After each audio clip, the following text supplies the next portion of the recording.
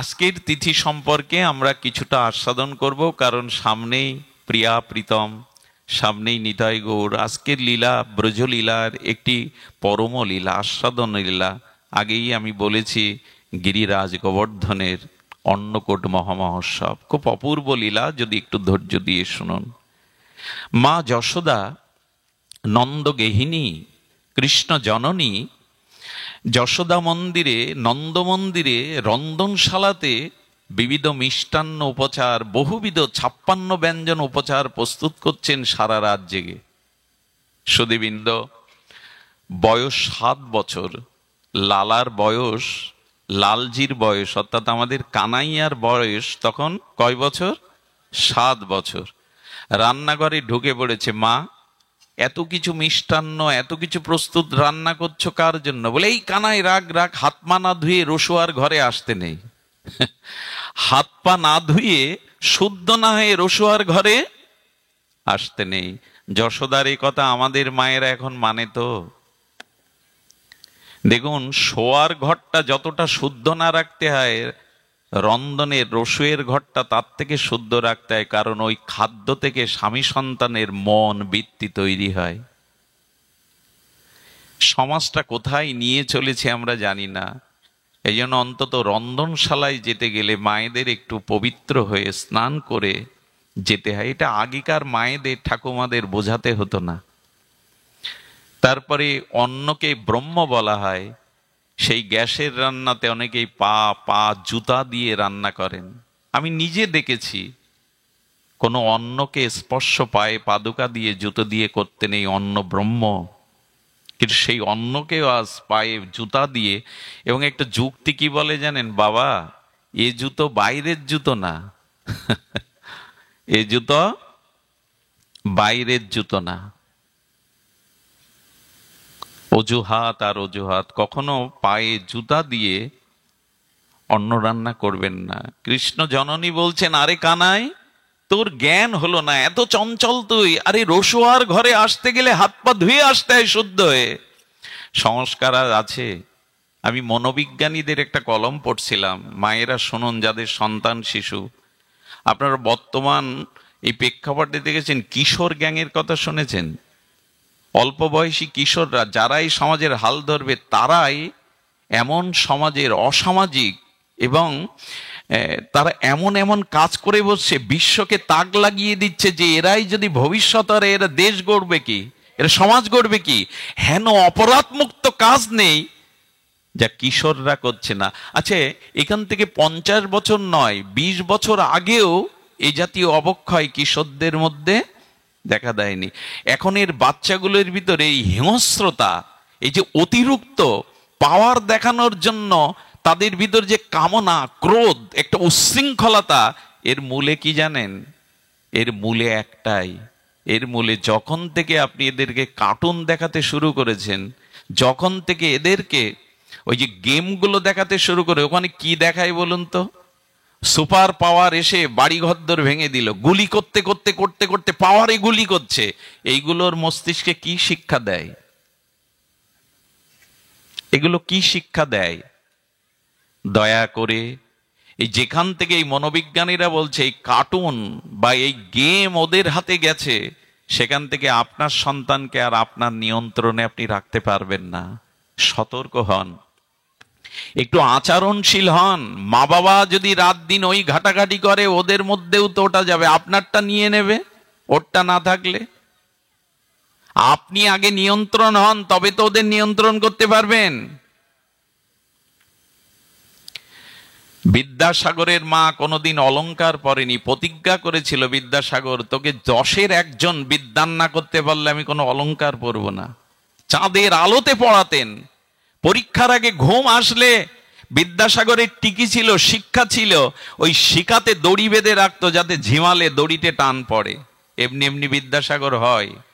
একদিন বিদ্যাসাগর বলছে, মা, তোমাকে কয়েকটি অলংকার দেওয়ার আমার খুব স্বাদ, মা তুমি আপত্তি করো না। বিদ্যাসাগরের মা মৃদু এসে বলছেন, বলতো একটা নারীর শ্রেষ্ঠ অলংকার কি?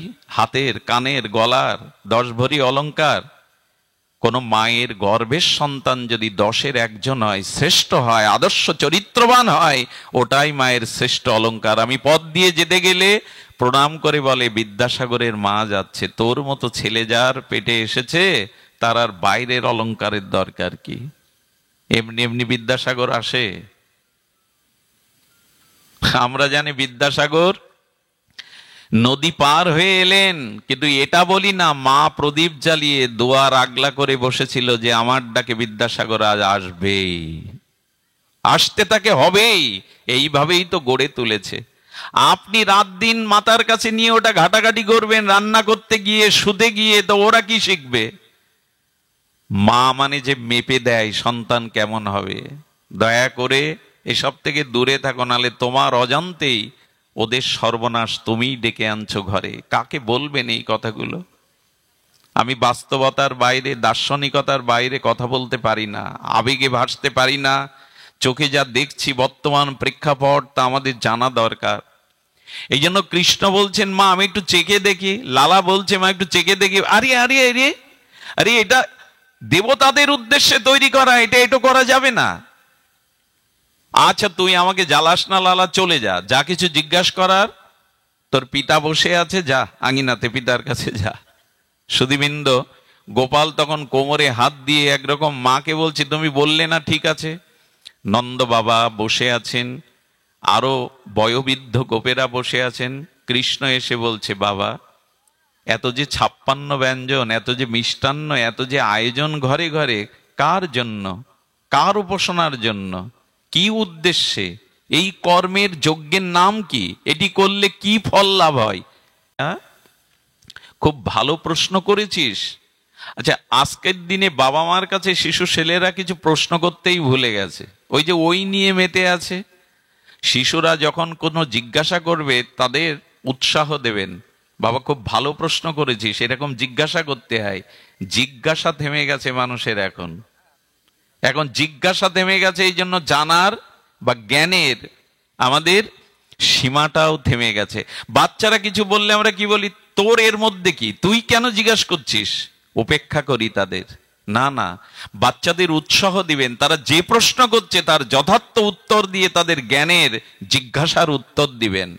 নন্দ বাবা শুনছে 7 বছরে কৃষ্ণের কথা, বলে তাহলে শোন বাবা, আমরা পরম্পরা ধারায় প্রজন্ম করে গেছেন, আমি করছি, আমার পরে তুইও করবি। আমরা দেবতার ইন্দ্র যাগ করার জন্য আজকের এই আয়োজন।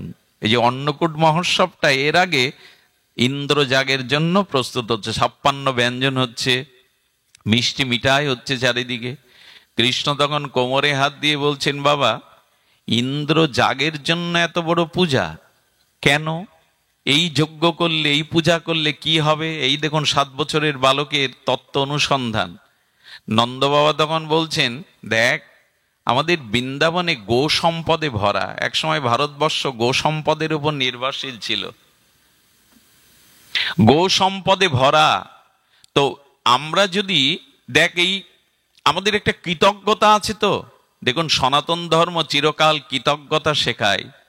এরা সকালবেলা উঠেই মন্ত্র বলে, ওং সর্বে ভবন্তু সুখিনা, সকলের মঙ্গল চায়, সকলকে নিরোগ দেখতে চায় এরা। এদের কৃতজ্ঞতা আছে। কৃতজ্ঞতার ধর্ম আমাদের এই সনাতন বৈদিক সভ্যতা।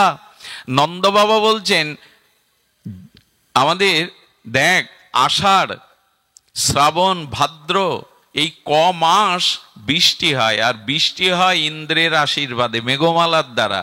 তাই ইন্দ্র যাগ করে আমরা ইন্দ্রকে কৃতজ্ঞতা জানাই। কারণ বৃষ্টি না হলে, মেঘ না হলে তৃণ জন্মাবে না, ঘাস জন্মাবে না। আর আমরা তো গো সম্পদের অধিকারী, আমাদের গো মাতাগণ কি খাবে? তখন কৃষ্ণ বলছেন, বাবা আচ্ছা আমি আপনার কাছে আরো জিজ্ঞাসা করছি, বলুন তো দেবরাজ ইন্দ্র কি বৃষ্টি দেওয়ার কর্তা? দেখুন এইটুকু ছেলের তার প্রশ্ন দেখুন, দেবরাজ ইন্দ্র কি বৃষ্টি দেওয়ার কর্তা? বলে এমন করে বলতে নেই, বলে আমি বুঝাতে, আচ্ছা বুঝলাম যে তোমরা ইন্দ্রের যাগ করলে, ইন্দ্রের অর্চন করলে, তাকে ভোগরাগ দিয়ে অর্চন করলে মেঘ সৃষ্টি হবে, মেঘ থেকে বৃষ্টি হবে। আচ্ছা ব্রজবাসীদের অর্ধেক মানুষ ইন্দ্র পূজা করবে না, ইন্দ্র তাদের বৃষ্টি দেবে না। আচ্ছা, এই গ্রামে অর্ধেক মানুষ দেবতার ইন্দ্রের পূজা করলো, আর অর্ধেক মানুষ করলো না। যখন বৃষ্টি হবে এই গ্রামে, মানুষ কর্ম অনুযায়ী ফল পায়, দেবতা ফল দেয় মানুষের কর্ম অনুযায়ী। তুমি যেমন কর্ম করেছো, এতে তো ইন্দ্রের কিছু করার নেই। খুব ধ্যান দিয়ে শুনুন, কৃষ্ণের এই যুক্তি শুনে নন্দ বাবার মাথা ঘুরে গেছে। নন্দ বাবা বলছে, আসলে কানাই তুই কি বলতে চাইছিস বল। বলে, বাবা আমি বলতে চাইছি, তোমরা যে এতকাল ধরে ইন্দ্রের পূজা করছো, যাগ করছো, ইন্দ্রকে দেখেছো, তার দেখতে কেমন, তার চরণ কেমন, তার বদন কেমন? বলে, দেবতা কি এরকম দেখা দেয় নাকি? বললো, তাহলে শোনো, তোমরা এই যে ভোগরাগ দাও, এটা ইন্দ্র এসে চেয়ে পেয়েছে তোমাদের হাত থেকে? বললেন, তা কখনো নয়। দেবতা দৃষ্টি দিয়ে বলে, আজকে ইন্দ্র পূজা নয়, আজকে যার পূজা করব সে স্বয়ং তোমাদের দেখা দেবে, তোমাদের কাছ থেকে প্রসাদ হাত বাড়িয়ে চেয়ে নেবে, আজকে তোমাদের কাছে চেয়ে নেবে সে। আচ্ছা, কৃষ্ণের কথা এরা মেনে নেবে? 7 বছর বালকের কথা এরা মেনে নেবে? কিন্তু শুনুন, গর্গমণি বলে গিয়েছিল, মহারাজ যদি কখনো বিপদাপন্ন হন, তবে এই কানাইয়ের কথা শুনবেন, ওর কাছে জানালে, ওর কথা শুনলে আপনাদের ব্রজবাসীদের মঙ্গল হবে। এই কথাই নন্দ বাবা বলছেন, সমস্ত ব্রজবাসীদের ডেকেছেন। বলে, ভোগ রাগ 56 ব্যঞ্জন, দধি মিষ্টান্ন, লুচি সবজি, রুটি ডাউল সবজি, যা কিছু সব নিয়ে এসে বললেন, চলন পাদদেশে যায়। গিরিরাজ গোবর্ধনের পাদদেশে এসেছে। পাদদেশে গোবিন্দ এসে বলছেন, আচ্ছা কানাইকে বলছেন, আমাদের পৌরোহিত্য কে করবে? তো বললেন, পৌরোহিত্য আমি নিজেই করব। সুধীবৃন্দ তখন বলছে, কার উপাসনা করবো রে কানাই? বলল, গিরিরাজই আমাদের উপাস্য তত্ত্ব, গিরিরাজ সাক্ষাৎ ভগবান, গিরিরাজের উপাসনা আমরা করব। তখন বলছে, গিরিরাজের উপাসনা? বলে, হ্যাঁ, গিরিরাজই আমাদের প্রকৃত ভগবান। যদি কেউ বৃন্দাবনে যান বা এখনো যাননি, দয়া করে সাক্ষাৎ ভগবানের স্বরূপ গিরিরাজ আজও পরিব্রাপ্ত।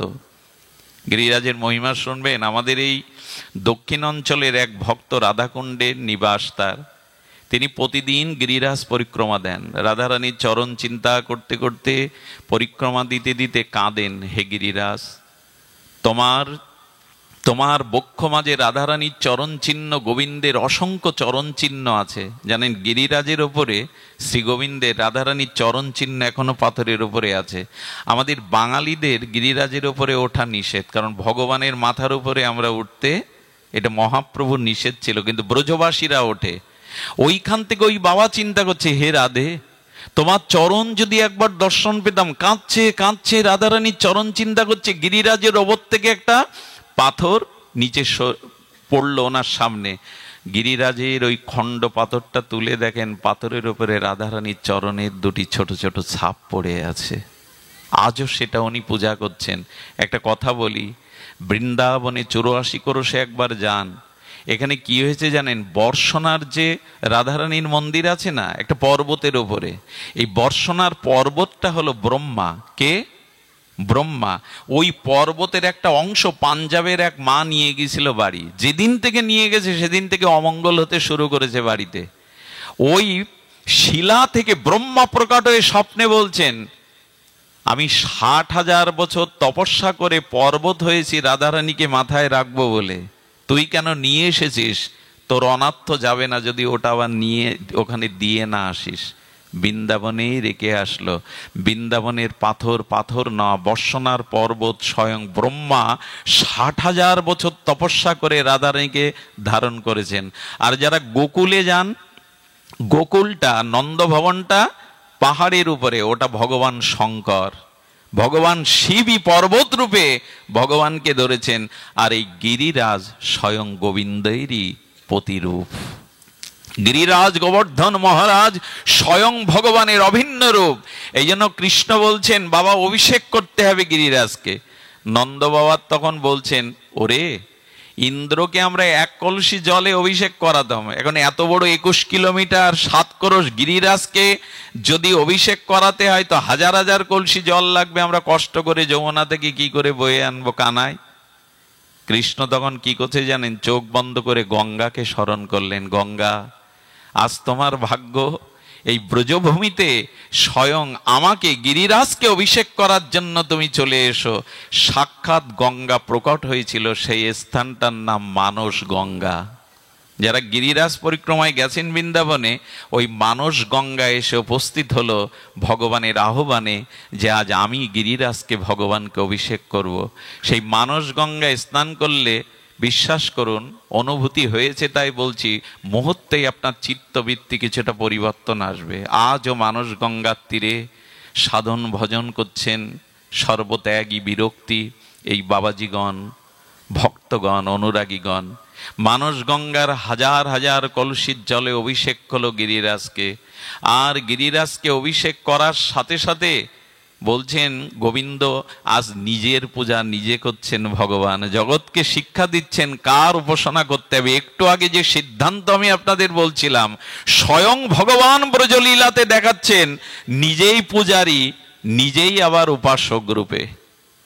সবাই বলছে বাবা ইন্দ্রের চোখটা দেখেছো, বদনটা দেখেছো, চরণ দেখেছো? বললো তাই কি দেখেছি, এত কাল পূজা করছি, এত বছর দেখিনি। বললো আজকে যার পূজা করতে এসেছো তাকে সর্বত আগে তাকে দর্শন করো। গোবিন্দ সবাইকে চোখ বন্ধ করতে বললেন। এক গোবিন্দ এখানে বালক বেশে দাঁড়িয়ে থাকলেন, আর এক গোবিন্দ সচ্চিদানন্দ ভগবান গিরিরাজ রূপে চতুর্ভুজ রূপে প্রকট হয়ে গিরিরাজের উপরে দাঁড়ালেন। বলো গিরিরাজ মহারাজ কি জয়, গোবর্ধন মহারাজ কি। জেগে উঠলেন, চোখ খুলে সবাই দেখছে চারি হস্ত, ওইখানে গিরিরাজ সাক্ষাৎ নয়ন মেলে তাকিয়ে আছে। নন্দ বাবা বৃদ্ধ গোপেরা বলছে ধন্য ধন্য, আরে এতদিন ইন্দ্রের পূজা করলাম, সাক্ষাৎ দর্শন করিনি, আজ গিরিরাজের এখনো পূজা সমাপ্ত হয়নি, আজ ভগবান দর্শন দিলেন, গিরিরাজ সাক্ষাৎ প্রকট হলেন। নন্দ বাবা তখন বলছেন কানাই গিরিরাজ তো সাক্ষাৎ প্রকট হলেন। যশোদা এসে কি বলছে জানেন? ঘুম যেন না আসে, শুনুন এ লীলা আজকের দিনে, এই লীলা স্মরণেরই দিন আজ, অন্নকূট মহোৎসব। যশোদা একবার কানাইয়ের বদনে তাকাচ্ছে, একবার গিরিরাজের বদনে তাকাচ্ছে। তাকে বলছে ও কানাই, তোর মুখের সাথে তো গিরিরাজ ভগবানের মুখের খুব মিল দেখছি। একই তো তার লীলা, বলে একই তো মিল দেখছি। কৃষ্ণ কি বলছে জানেন? জানো মা, বাড়িতে তুমি নারায়ণের সেবা করো কি দিয়ে? শ্যামলী ধবলির দুধ দিয়ে, আর আমাকে খেতে দাও ওই শ্যামলী ধবলি গাও। একই দুধ খেয়েছি আর একরকম হয়েছে, কিন্তু দেখছো না ওর 4 হাত আমার 2 হাত। লীলাময় ভগবান লীলা পুরুষোত্তম মাকে আনন্দ দিচ্ছেন। আসলেই তো এক, কিন্তু ধরা করলে তো আর নিজের পূজা নিজে করা যাবে না। ভগবান জগৎকে শিক্ষা দিচ্ছেন কার উপাসনা করতে হবে, প্রেম ভক্তি কার কাছ থেকে পেতে হবে। বললেন মা ওর 4 হাত আমার তো 2 হাত, দেখছো না?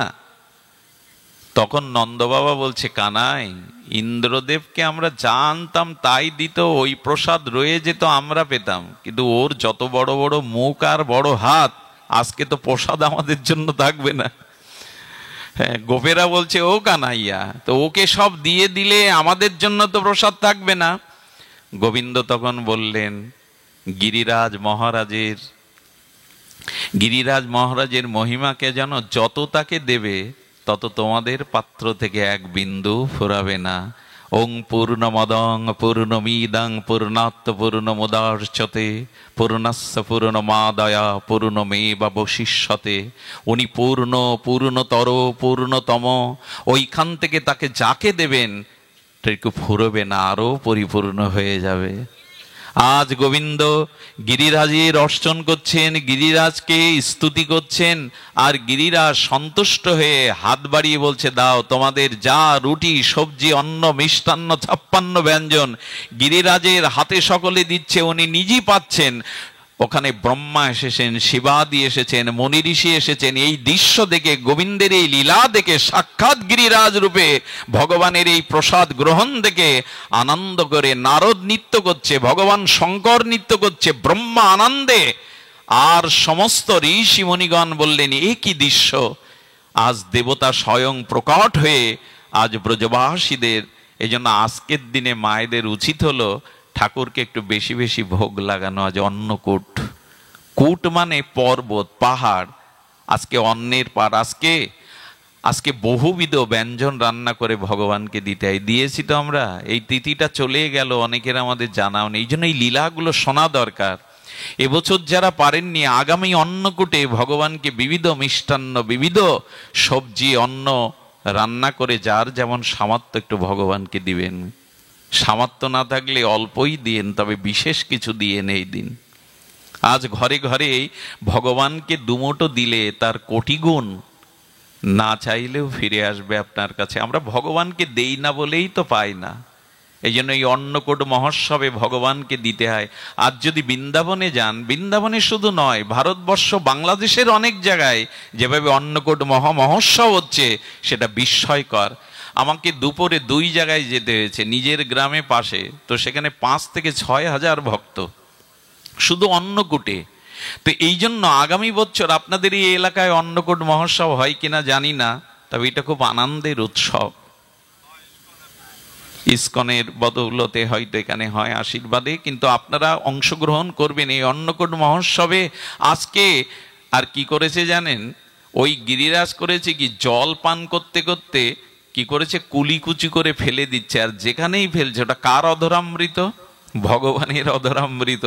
যে মাটিতে যে খেতে পড়ছে, ওখানে সঙ্গে সঙ্গে তৃণ জন্মাচ্ছে, ওখানে লতা জন্মাচ্ছে, সবুজ লতায় বনায়নে ভরে যাচ্ছে। বললেন, বাবা ইন্দ্রের পূজা করবে, কবে মেঘ হবে, কবে বৃষ্টি হবে, কবে তৃণ হবে, এই দেখো গিরিরাজের অধরামৃত উচ্ছিষ্টে আজ শ্যামল হয়ে যাচ্ছে, বনাঞ্চলে ভরে যাচ্ছে এই তৃণ গুগ্ন লতায়। সাক্ষাৎ ফল দেখো।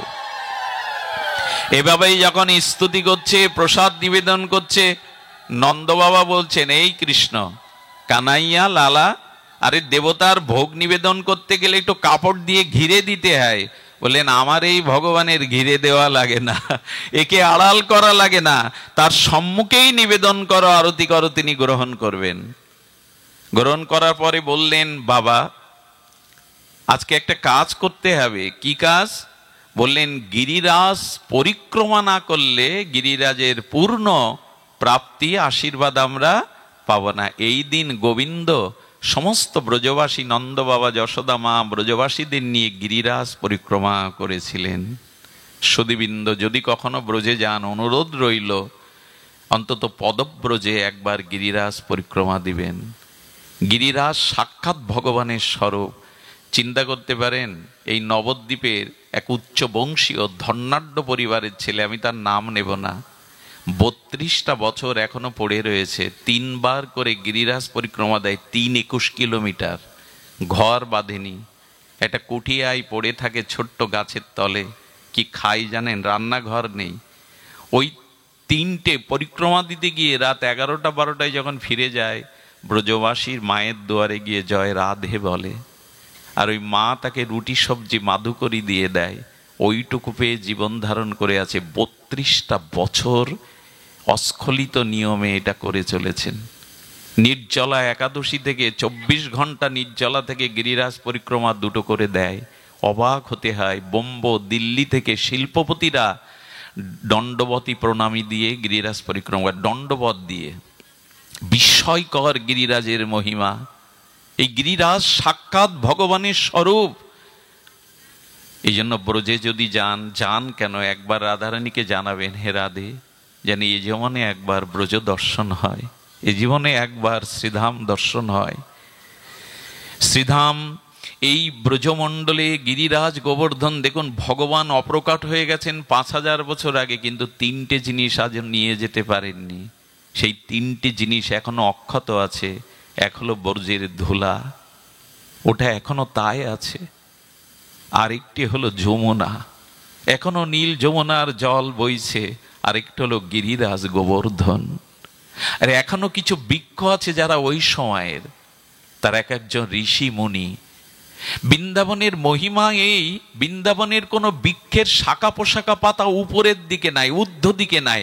আজও বিস্ময়কর পৃথিবীতে তারা নিচের দিকে। রাধারানীর চরণ কৈকার্য পাওয়ার জন্য বৃক্ষের শাখাগুলো আজও নিচের দিকে।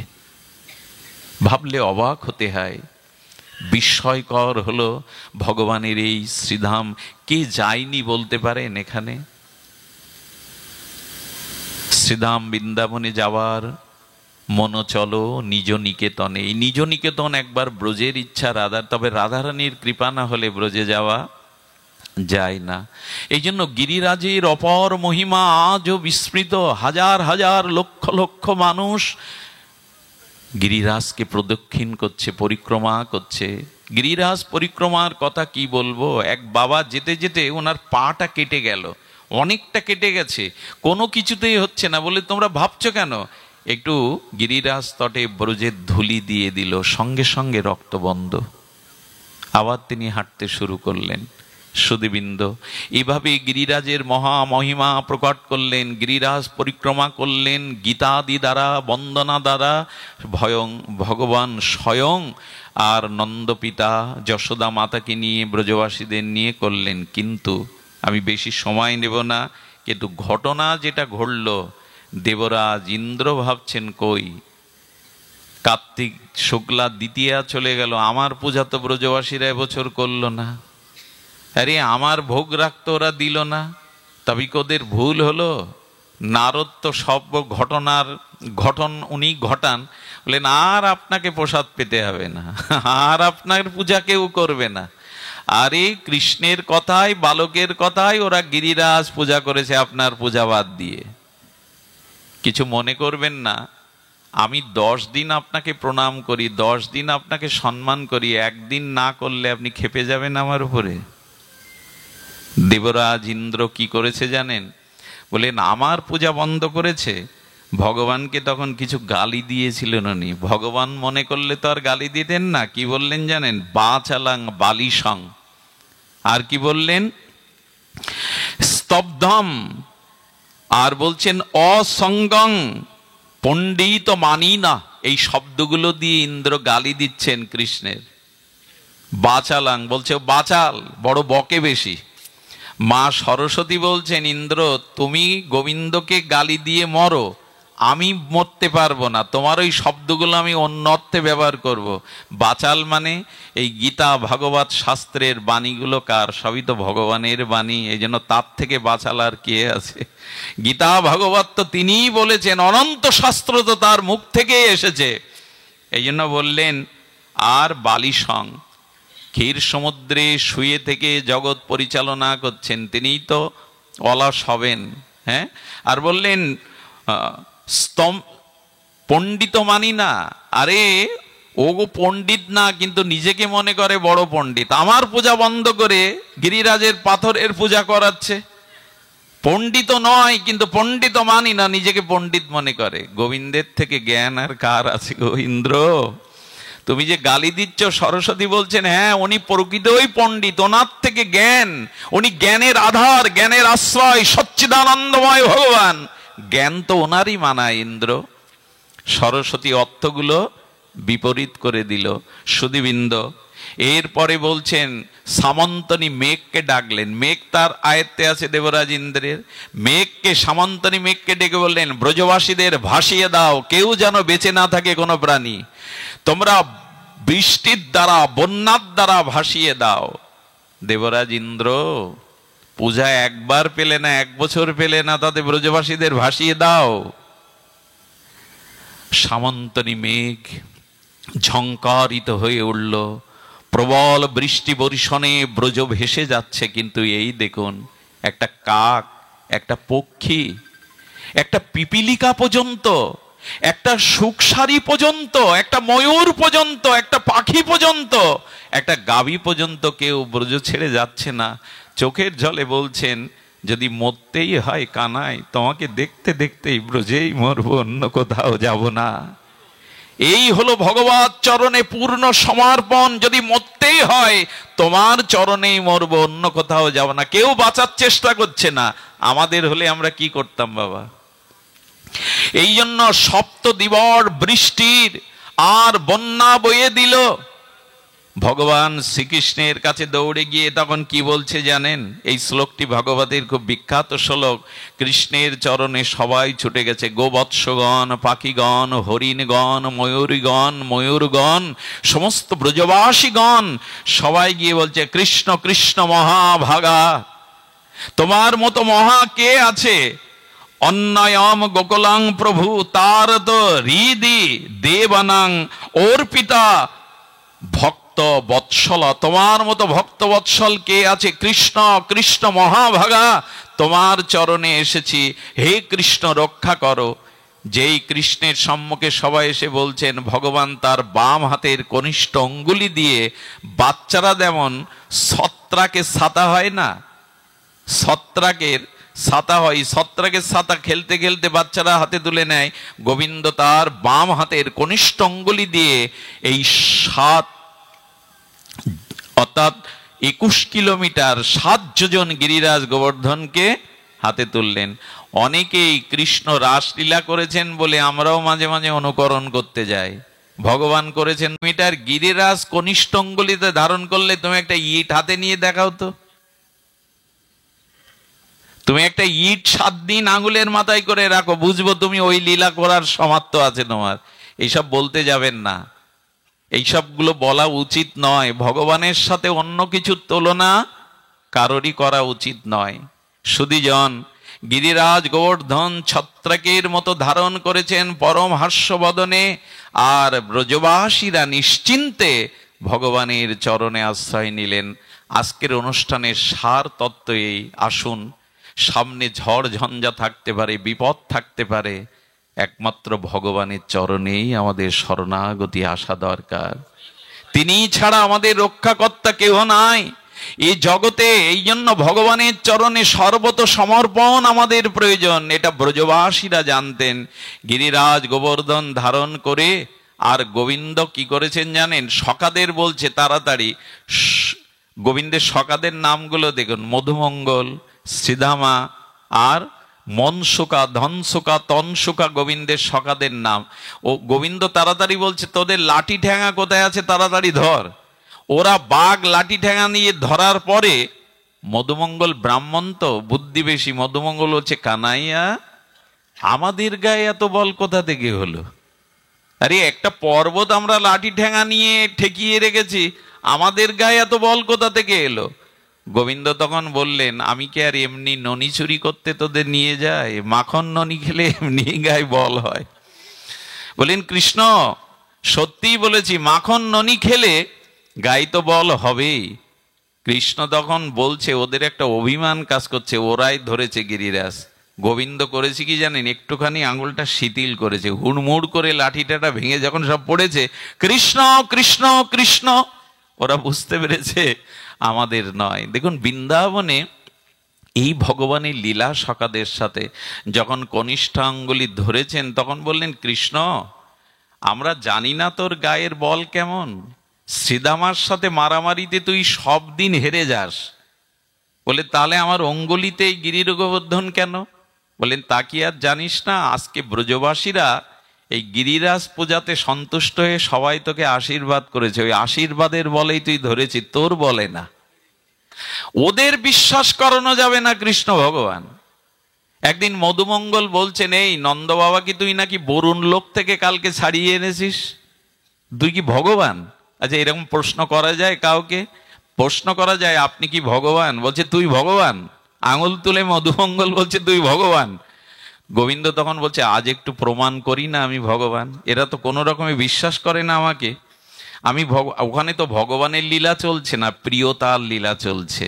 এটাই ভগবান চেয়েছে, তাকে খুব বড় মনে না করে প্রিয় জ্ঞানে তাকে ভালোবাসুন। নিজের বন্ধু, সখা, পুত্র, প্রিয়, এই জ্ঞানে ভালোবাসা চাইছেন উনি। দেয়ালে টানানো ভালোবাসা উনি চাইছেন না, আকাশের ভগবানের ভালোবাসা চাইছেন না। আমাকে বন্ধু করে নাও, আমাকে সখা করে নাও, আমাকে পুত্র করে নাও, আমাকে প্রিয় করে নাও। প্রিয়া যেমন প্রিয়কে ভালোবাসে। গোবিন্দ পীতবরণ ধরে দাঁড়িয়ে আছেন, মুরলীধারী শ্যাম সুন্দর মদন মোহন ভুবন ভুলানো রূপ নিয়ে দাঁড়িয়ে আছে। যে যে রূপে পারো, সখা রূপে, পুত্র রূপে, প্রিয় রূপে আমাকে ভালোবাসো। মধুমঙ্গল বলছে তুই ভগবান। গোবিন্দ তখন বলছে, দেখ ভগবান না হলে কি গিরিরাজ আমি ধরতে পারতাম? বলে ও তো সবার আশীর্বাদে ধরেছিস, মারামারিতে হেরে যাস তুই, তুই ধরিসনি। বলে কি হলে বিশ্বাস করবি আমি ভগবান? ভগবানকেও আজ প্রমাণ দিতে বাধ্য করছে যে উনি ভগবান কিনা। আহা, ভক্তির কি মহিমা! দেখ কৃষ্ণ, দেখ কানাই, দেখ লালা, তুই ভগবান না। ভগবানের তো 4 হাত থাকে, 8 হাত থাকে, 10 হাত থাকে, 4 মাথা থাকে, 5 মাথা থাকে, তোর তো 2 হাত। আর সব দেবদেবী ভগবানের একটা বাহন আছে, শিবের বৃষ, মা দুর্গার সিংহ, সবার আছে, বিষ্ণুর গরুর আছে। তুই তো গরু ছাড়া কিছু চিনিস না।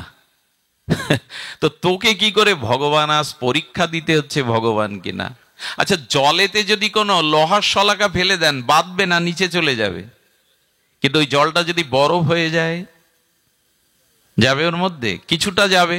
কিন্তু ওটা যদি কাঠে লোহার প্রেক দিলে, আঘাত না করলে ঢুকবে, আর লোহাতে তো ঢুকবেই না।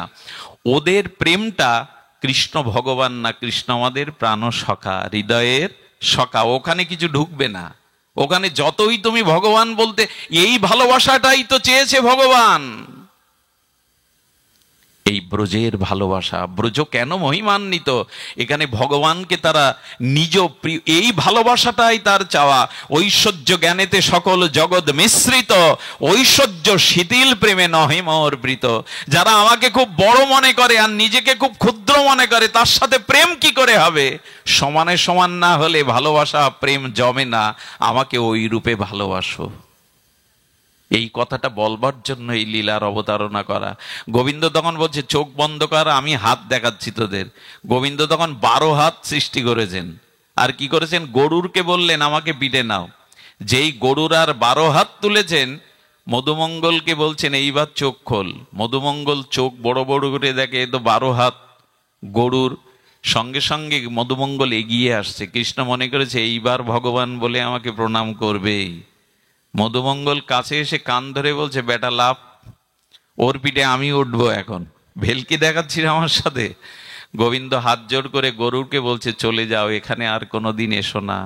এরা আমাকে যেভাবে ভালোবাসে, এখানে ভগবান হলে এই ভালোবাসা, এই লীলা চলবে না, কখনো আর এসো না। এরা রাধারানীর জায়গা, এটা ব্রজভূমি, এখানে আমি ঈশ্বর নয়, এখানে ওদের সখা মাত্র। নালে এটো খাওয়ানো যায়? ভগবানকে মুখের মিষ্টি ফলটা এটো করে দেখে কোনটা মিষ্টি, সেইটা তুলে দেয়।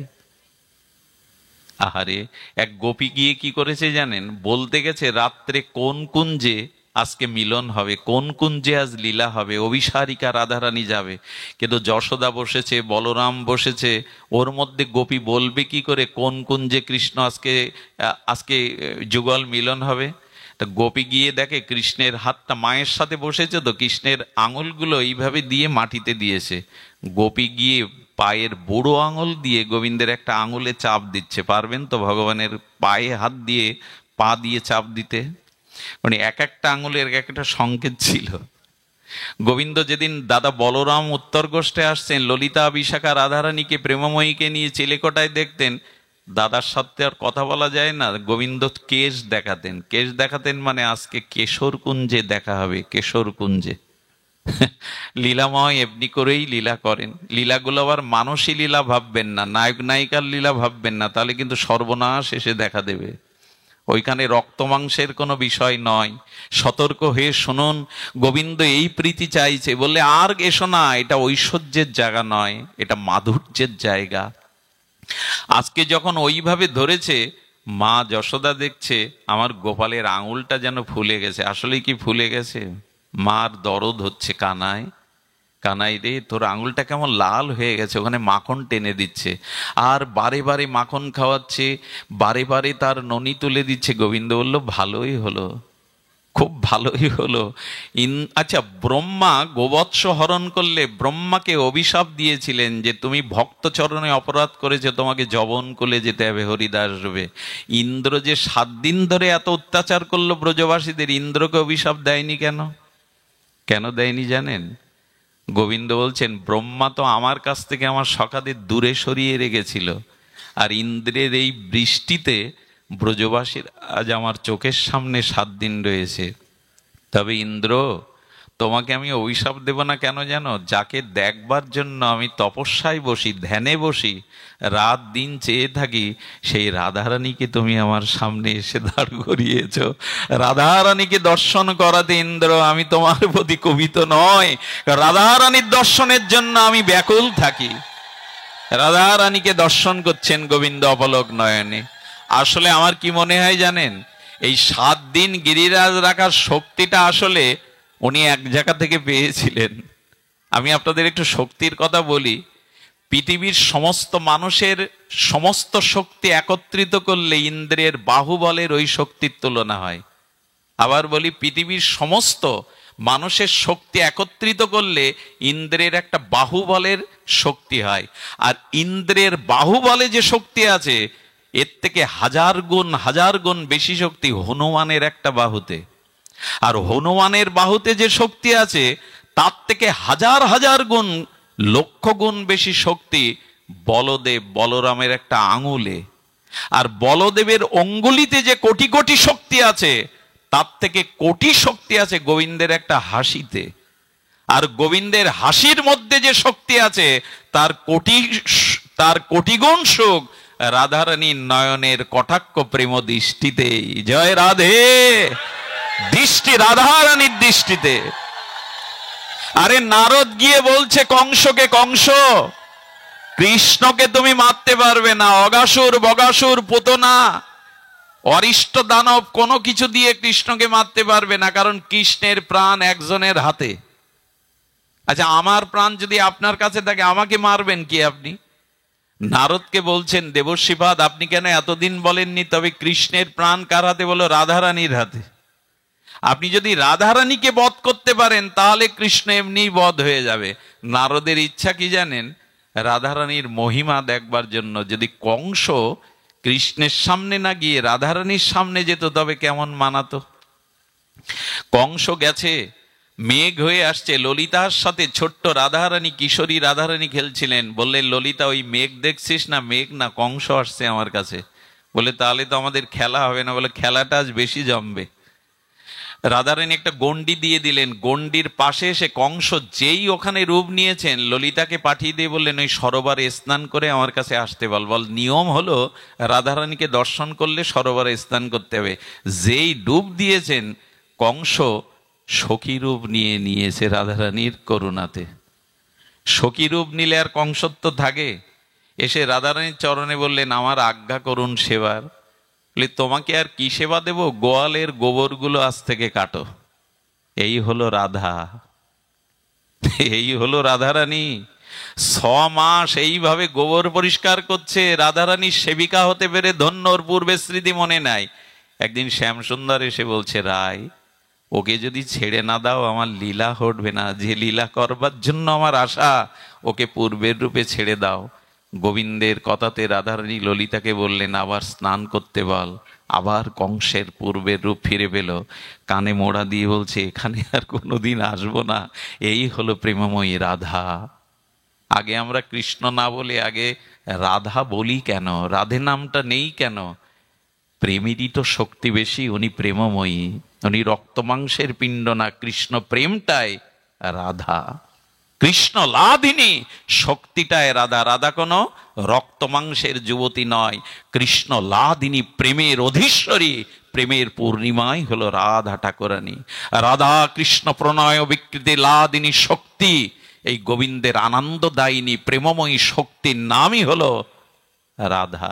আমরা যেন ভুল ব্যাখ্যা না করি যে রাধা একজন রমণী, কৃষ্ণ একজন পুরুষ। চলুক লীলা, খবরদার। এই তত্ত্ব বলে বলে সর্বনাশ করা হয়েছে সনাতন ধর্মকে। রাধা রানীকে আমরা যথাযথ রূপে প্রকাশ করতে অনেকেই পারিনি। এই জন্য আমাদের যুবক যুবতীরা রাধা কৃষ্ণের লীলাকে অন্য চোখে দেখে, অন্য ভাষায় তারা ব্যক্ত করে। রাধা তত্ত্ব না জেনে ওখানে কিছু বলতে যাবেন না, সর্বনাশ হয়ে যাবে।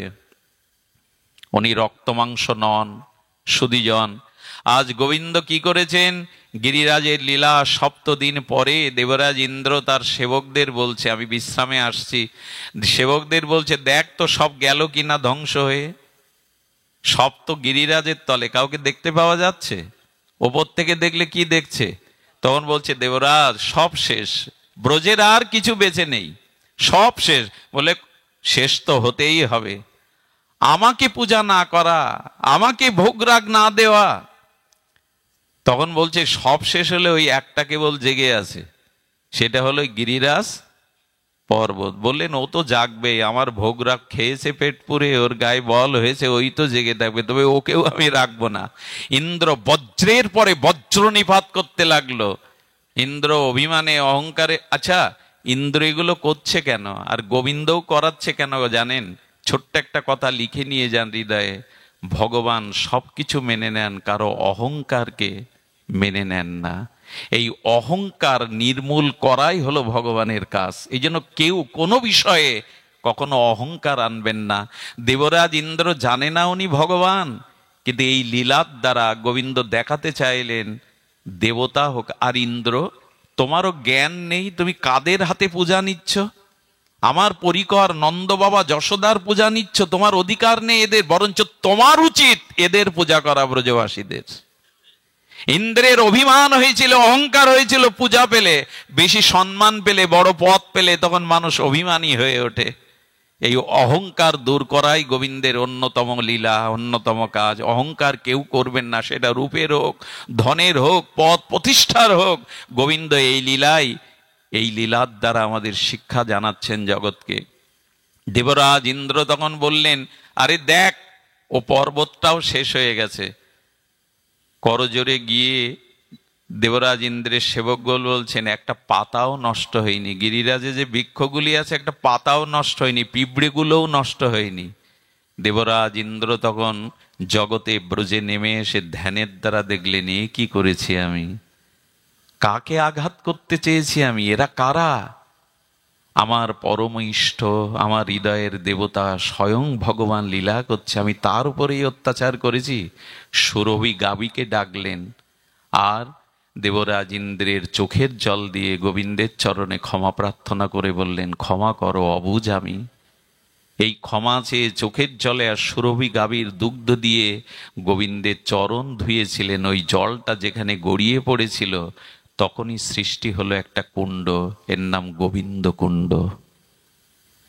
আমি কয়েকবার গিয়েছি, গেলে আপনার মন অন্যদিক, এখনো এই কাল কোলাহলের যুগে গোবিন্দ কুণ্ডে যদি যান আপনি, আপনার মন কেড়ে নেবে। মন অবশ্যই রাধারানীর চরণে আপনার আকুতি আসবেই। ওই ইন্দ্রের আর সুরভি গাভীর জলেই তৈরি হলো গোবিন্দ কুণ্ড।